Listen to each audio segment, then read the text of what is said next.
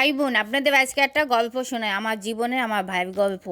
যাই হোক, ভাই হয়েছে স্বার্থের জন্য ভাই, জানেন। আমরা 6টা বোন, একটা ভাই।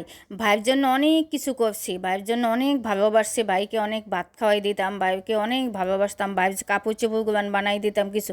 কিন্তু সেই ভাইটা আজকে সরকারি চাকরি করে ভালো আছে, ভালো পজিশনে আছে। ভাই আর আমার কথা শুনবো না।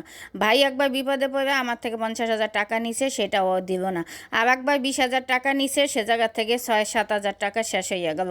যাক, এভাবে নেয় ভাইকে সব সময়। যখনই আমার কাছে টাকা চাই, রাগ করি, যাই করি, আমি আমার মন নরম, আমি আবার দিয়ে দিই।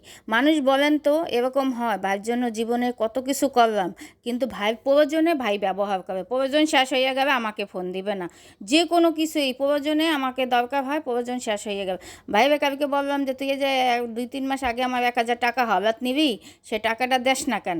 1,020 টাকা আমার দিয়ে দে। কয় কিসের টাকা, মানে মনেই নাই। এর আগে 20,000 টাকা খাইয়ে 6,000-7,000 টাকা খাইয়ে বইয়ে গেছে, সেটাও মনে নাই। হ্যাঁ, আগে 50,000 টাকা বিপদে পড়ে নিছে, সেটাও মনে নাই। ভাইয়ের জন্য জীবনে এ যাবৎ যে কত কিছু করলাম।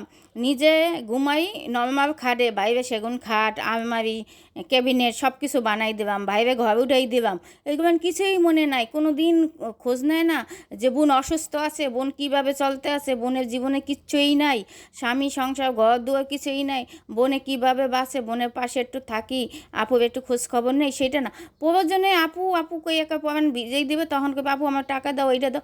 আমি তো মন নরম, ভাই তো একটা, তাই দিয়ে দেয়, বুঝছেন। আমি অনেক মন নরম, আমার দ্বারে না যত রাগ করি, শাসন করি, আমার ভিতরে ভালোবাসাটা অনেক বেশি। ওই রাগ করি না, ওইটুকুই, হ্যাঁ, পরে আর মনে থাকে না। এখন আমি কালকে ফোন দিয়ে করলাম কি, আমার টাকা দাস না কেন? আগের টাকা পুরাইয়া আমার সব টাকা দিয়ে দে বিকাশে। সেটা কয় কিসের টাকা, মনেই নেই। ও দাদা আমার কথা শুনবে না।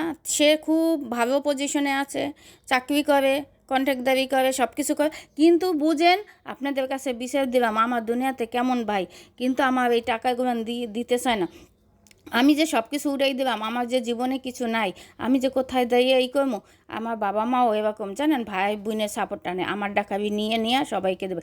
এখন আমি, জানেন, কষ্ট পাইতে পাইতে এখন আমি কেউ দিকেই করি না।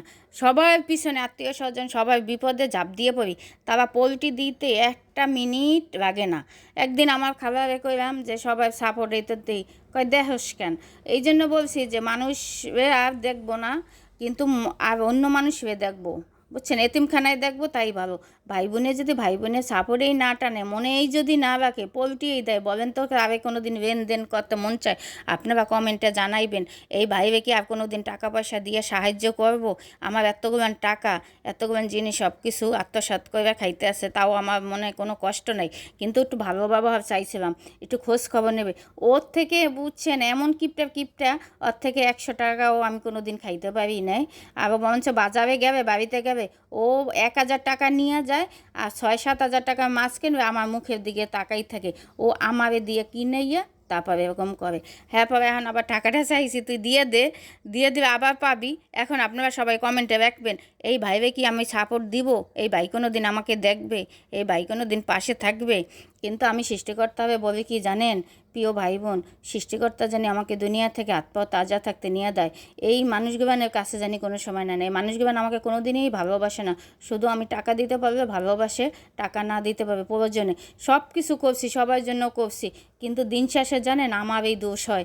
আমি এই সবার কাছে সত্য হয়ে যাই, আমি এই কেউ কোনো কিছু হইলাম